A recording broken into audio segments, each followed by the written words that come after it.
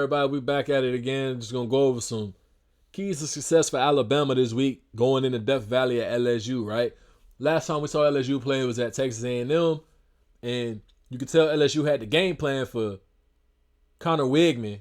And when Marcel Reed got in the game, LSU looked kind of confused. Right, you can see it sometimes on defense, and this is what happens when you're playing versus an athlete.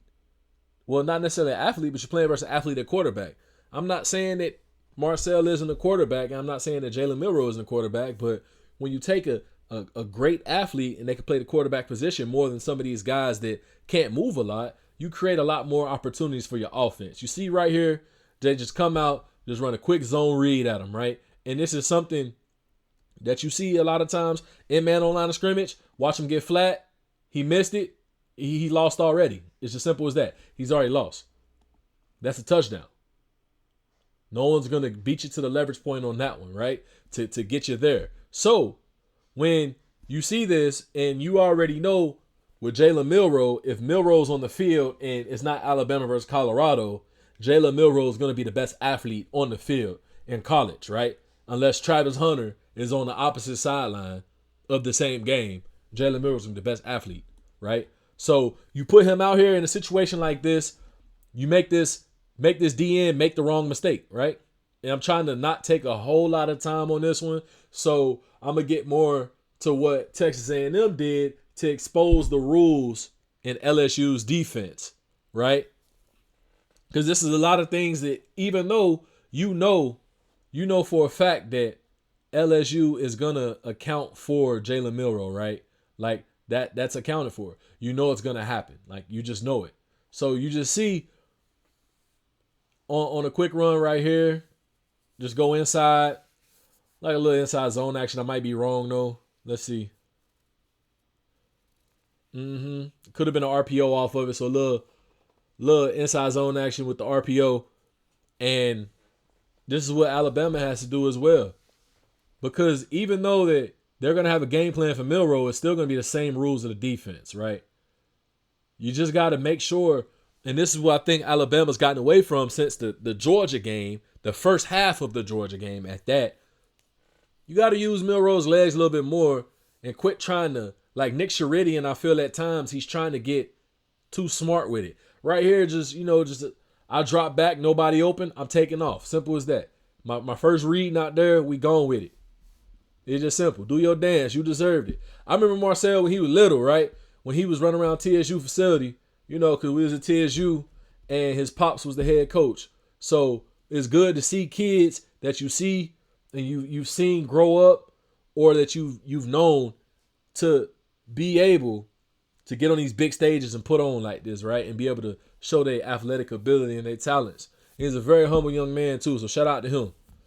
But if you take him out of this offense, you put Jalen Milroe in this offense, or you could just picture what Bama would like to do, you see it's going to create a lot of conflict, right?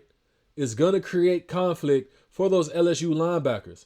These games like this right here, these are games in which LSU really needs Harold Perkins, because Harold Perkins is a guy that you can kind of just tell him, play football and don't let this guy beat us.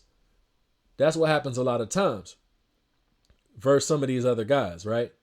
So you see LSU here.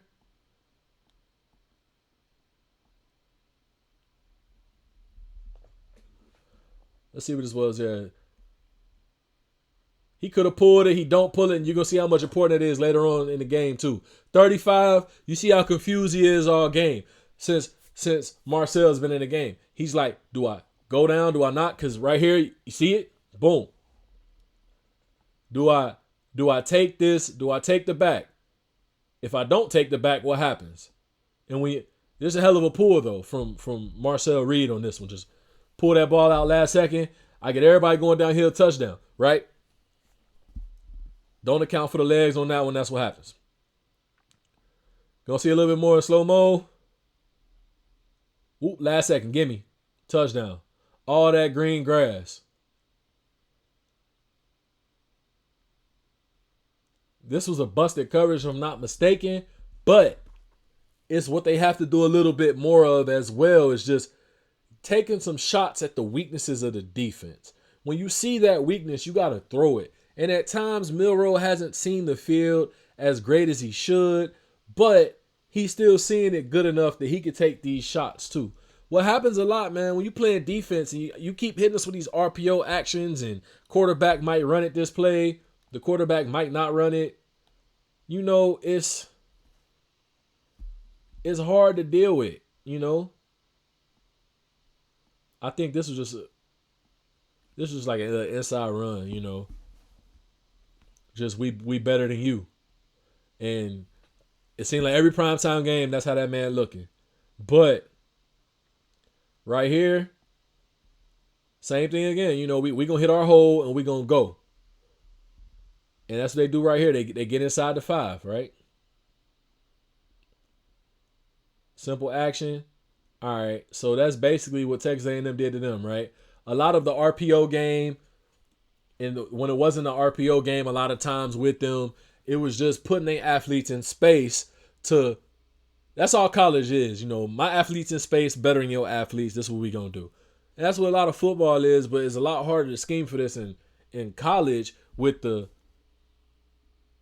hashes the way they are, you know, and just the way the game flows, right? So, just as we saw before with Marcel taking a shot downfield, Jalen got to take shots downfield. You got to make sure those safeties are playing a little bit further off as well. If I know you're not throwing it downfield, we playing up. We going to make you throw it downfield because we're not going to allow you to run the ball. So, Bama gets down there.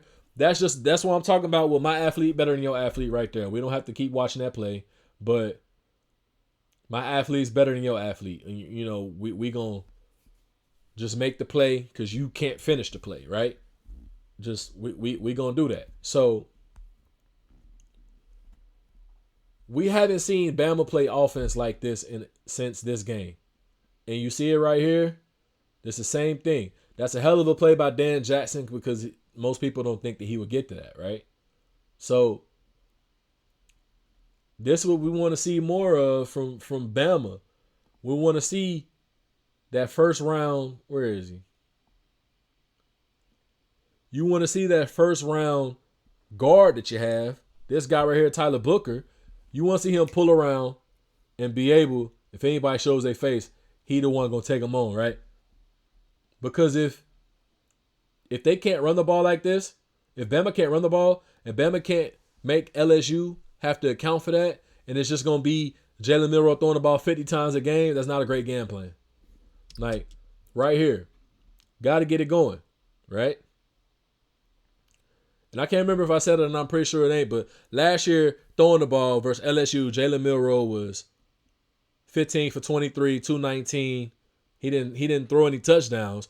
He ran the ball 20 times for 155 and 4 touchdowns last year versus LSU. Jace McClellan had 14 for 63 with a tud, and Roy Dale Williams had 656 with a tud, right? So they're going to have to run the ball. And right here, just run it. If you can run like this versus Georgia, you can run like this versus a lot of teams. I mean, let's just be completely honest with you. And I know everybody's saying, oh, that was the first quarter. I mean, the first half, and we adjusted, everything else like that. That's perfectly fine and all. But Bama moved the ball on the ground. And they have to get back to that by creating these run-pass conflicts and making sure these guys are putting their heels in the ground, right? I know right here it ain't basically the best run-pass conflict, don't get me wrong. But the threat of a run-pass conflict, because it really wasn't one right here anyways, but the threat of a run-pass conflict on some of these plays and showing you something that's not really there can make a difference. This is a throw that I don't think they've really made as much. They had this throw. It was either the last week they just played or versus Tennessee that they were off on this, right? But if they can get back to just getting back in, instead of putting it a little bit further inside, put it a little bit further out. Or instead of running your route just a little bit further in, run it just a little bit more, like 3 yards to the sideline a little bit more, can create a hell of a difference, right? So a lot of times Bama runs a Tennessee beater here, because a lot of times Bama's just going to go screen or draw, but then they go all hitches here. Well, they don't go all hitches, but they go hitch to the middle of the field, which they haven't usually ran. And what you'll see a lot on film on here is that Bama's receivers are running after the catch, right? They're catching the ball, getting upfield. They turn in 8-yard plays into 12-yard plays into 20s into touchdowns. And this was a hell of a play call. I haven't seen a play call like this in a long time. I'm actually going to highlight this, right? So you see here, you got C.J. Allen, which is a great inside linebacker for his class and his age, but Jan Miller is a greater athlete than him. So they put him out here. They're going to motion him back in the backfield. So C.J. Allen comes back in. Milroe at this point knows is completely man. You can see how everybody's shoulders are aligned, looking directly at that guy. Then they motion him back out again, right? So now, there's no way this guy's going to be able to catch up to Jan Miller on this. Get him back in the backfield, go. As soon as he put his heels in the ground for 2 seconds, upfield. See what I'm saying? You got to create some sort of a conflict for these guys. If you're going to allow guys just to line up and play versus your offense in the way that Sheridan has recently, you're going to create more problems for yourself by trying to scheme to get some of your guys open. There's no way in the world. It's not many linebackers that can cover this, right? It's just not. In this sense, without cheating. He gets too far out. Now something else is, is man, but you make something happen, right? So here, another zone read action. And that's what I'm saying, man. You gotta freeze the defender. Right here. Make these guys freeze. Now he gotta come down here and make the play. I think he still gets to it, but it don't matter if he get to it when you already crossed that yellow line. You got the first down, right? More of that. You have to make people account for it. And I don't believe LSU's linebackers without the number 40, he a good backer. Don't get me wrong for LSU. I don't remember his name. He's not Harold Perkins. He's not athletic enough to be able to go one-on-one with Jalen Milroe if we get him in space. So you got to find ways to freeze these people, keep them out here. Like right here, this is a great play call. You saw something similar to what Texas A&M ran earlier, but they just give it here, and they just out-leverage it to the outside. Like, you're never going to get there in time. You have to create stuff like this. At the end of the day, if I'm a linebacker, that just this jet sweep motion, right? This jet sweep motion to this handoff is all automatically. And when Jalen took those shuffle steps in the read, it's going to freeze people. It's going to freeze him just enough in his mind. Just enough. You don't have to make sure people are frozen in quicksand, but it's going to freeze them just enough that they won't be able to, these guys won't be able to make the play. This one too. So if he gives it, he's going to beat them to the outside. If Jalen keeps this, it's still a way to go. Don't get me wrong. You still got somebody you got to beat and probably him too, but you can see 77 going to take one of these guys, so it's still a one-on-one matchup. You got to create more one-on-one opportunities in space for your best player, right? For your athlete, the best athlete, the second best athlete in college football. Only reason I say second because I'm putting Travis number one. I don't care what you say. But for that, you got to create ways to fool these defenses. I used to hate RPOs, right? I used to hate option plays. Because if you playing versus a good quarterback, that quarterback is always going to make you wrong. If it's one-on-one versus a great quarterback, they're always going to make you wrong in an option. At some point, if you play them too aggressive, you know that they're gonna have the counter for being too aggressive. They're gonna have the counter for being too conservative. And there's nothing they got to do, right? You just got to take the profit, right? You can't go broke taking the profit. So if you got to throw a check down, it's still a first down. But look where the first down was, and now look where they were at, right? Look where they at now. So the first down was still in negative territory. I think that CJ Dupre or whatever, he gets upfield, and guess what he does? He turns it into plus territory, and it's a positive gain. Now this is just, this is a little gamesmanship. We're going to get upfield with it.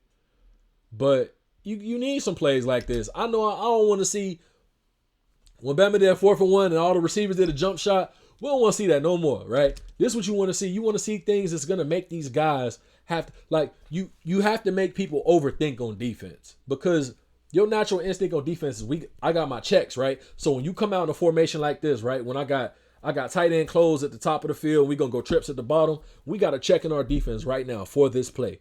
I mean, not necessarily for this play, but for this formation, depending on the down, the down and distance and where we at on the field and stuff, right? So if they would have switched this up and they go 2x2, or you go trips to the top of the field, flex the tight end out the bottom, then you motion the back out. We got an empty check. So you want to make these guys have to play against their checks. So now they thinking it's one thing, and guess what happens? Now you got to pull the ball right there. That's a hell of a play.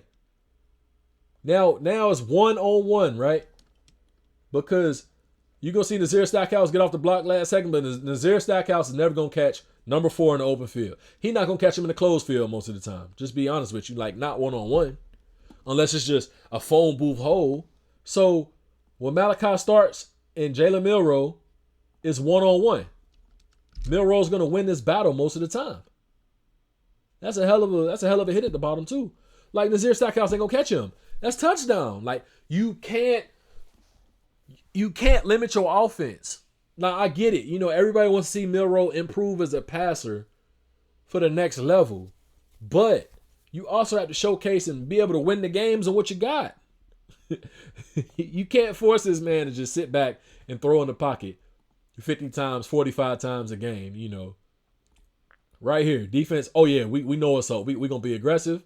Pull, knock your helmet off. I'm getting upfield. Touchdown.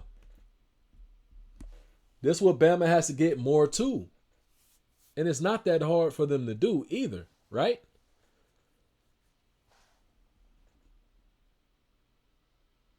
I don't want to see Carson Beck throw no more interceptions.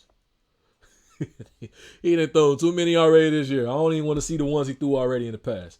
So, right here, just Bama gave them trips, but they went trips tight, right? So, it's a couple things you would run off of this, but a couple things you might not, right? Drop Jalen back in the cup. Drop Jalen back. Guess what? My athlete better than your athlete. So, he drops back. I said coverage. Look at me. I'm thinking we're still going over defensive film or something else.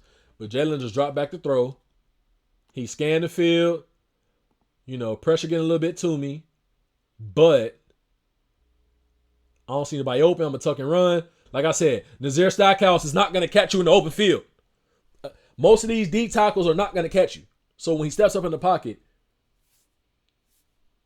he just got to make it work. Now right here, you know, they got stuffed. What you got to stay away from, I think, with Bama is these negative running plays a lot more, which they can do. Hold on, I just want to.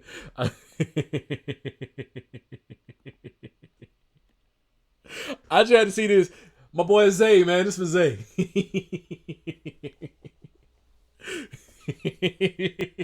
And he know why it's for him, but it's just the way he be looking at. He throw some of these picks, man. Like I'm so confused sometimes, but he gonna get it together. You see, yeah, Kirby know, but he gonna get it together. I know it's an offensive one, but I just had to see that for a little bit, man. Just because he not seeing the field well right now neither. But all right, back to Bama, right? So just these simple plays, man. You know. Everything don't have to be a grand slam. Every time you go to bat, sometimes, you know, you got to get on base. You might need a single. You might need a double. You got to just figure out a way to get on base, right? Everything don't have to be that home run hit. And this not a bad pick on him. This is just you got to catch the ball. Got to catch the ball. But you got to get this man, like right here, right? Where was it? You have to create plays like this. Bama's run, I don't have it downloaded, but I know y'all know what I'm talking about. They ran versus South Carolina. I think they ran versus Tennessee too. When they get down here in the goal line, a lot of times, they'll go Bernard a little bit closer, like almost in the wing back set, and they'll go they'll go twins this side. They'll flex this guy a little bit further out so they can draw whoever the nickel is. I'm gonna see if I can find it at some point today, but they'll flex so they can get this guy a little bit further out. So they'll put the 2x2, not 2x2, but they'll put the twins a little bit further out over here. They'll put, well, my fault, this guy there. I'm tripping. They'll put this guy further out here for twins, and they'll put Bernard right here, and they'll run some weird wing handoff like this. Like, let this man create more space. You have the defense where you want him, right? So they're not in their traditional 3-4, but they got 5 down, got a safety walk. You got CJ Allen right there. And it's either CJ Allen or Smell Money. I can't. No, it's Smell Money right there. So you got CJ Allen right here, if I'm not mistaken. So you just want to find ways to keep creating your guys in space. Create your guys in space. And you see right now, right? This is what I was trying to go over earlier too. This guy, Smell Monday, day 3 pick at worst. I mean, day 2 pick at worst, most likely. He's probably, I think he has a late second, third round grade right now. So he's a good linebacker. This is the guy that made the other guy go to Kentucky last year. Well, he's at Kentucky this year, the other linebacker, and he's a good linebacker too. But they don't block him. He's the read. So he kind of stays a little bit put. So he gives it. I got a lead blocker. We're going to cut him off. Right? So we're going to get just enough in his way. He's the read. We're going to block him. And then we also still have this guy that can wrap around. Or if he keeps it, he could just go right here. Not necessarily like right here, but more like that, right? Kind of like how it was for them in the Michigan game last year. So you see it, he gives it, and that's what I mean where you can see right here, don't get me wrong, the Florida offense still is going, but that's what I meant when I said right there. Just, I kind of had to go like a little bit here with it because of how it was so congested. But he gets enough of him, right? He got enough of him because you don't even have to block him. You just got to get in their way just enough. But you got to create more opportunities like this. Right there. I get in his way. And if Milroe was coming back in, if Milroe would have came back in, he would have flew that way, right? My fault. He would have, the flow would have came this way from Starks, which would have gave a one-on-one with number 8. So you just got to create more ways like this. And I think if Bama can get back to this, they could be successful versus LSU. If they can't get back to doing what they did in that first quarter of Georgia, the first half of Georgia, I think it's going to be a hard game for them. Because on the other side of the field, Bama's defense has been playing a lot better. But do you want to keep putting your defense out here in these situations that you end up in the game like a Tennessee, in which late in the game, Tennessee make a couple plays, they start running the ball well, and now you got yourself in a whole different scenario. Think they'll be fine, right? Let's see how creative Sheridan can get the play calling this weekend. Because if he can get this going, get these type of physical actions going, everything like this, and making deep tackles run out in space, they go win the game. As you've already seen with LSU, and LSU was hurt too, if I'm not mistaken. Let me see if I can pull up the LSU injury report on my other screen.